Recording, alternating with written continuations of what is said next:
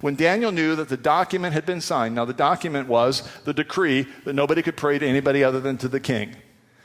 When Daniel knew that the document had been signed, he got down on his knees, not once, not twice, but 3 times a day, and prayed, and what does it say? And gave thanks before his God. We often remember Daniel going to prayer and praying when he's told that he cannot pray.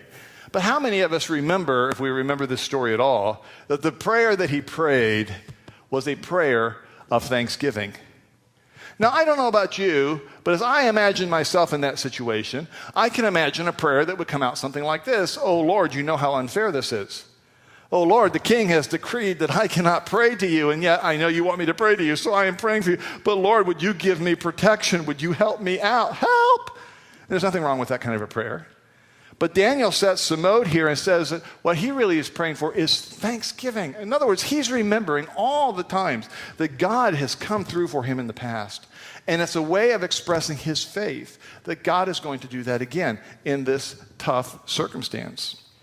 Do you struggle most when you're feeling weak? When you're feeling picked on? When you're down physically, you feel sick? Or when you're feeling persecuted? Or when you're disappointed? We all have those times. And we wonder, God, are you really there? Because this is the time when we really need God's strength the most. I want you to know that you will discover God's strength in great reserve. Strength that you didn't know was there waiting for you, that will fill you, if you can remember to give thanks for all those times when God has helped you out before.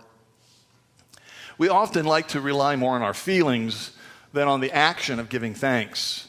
We often want to feel blessed, and out of that feeling of blessing, we respond with thanksgiving, and there's nothing wrong with that.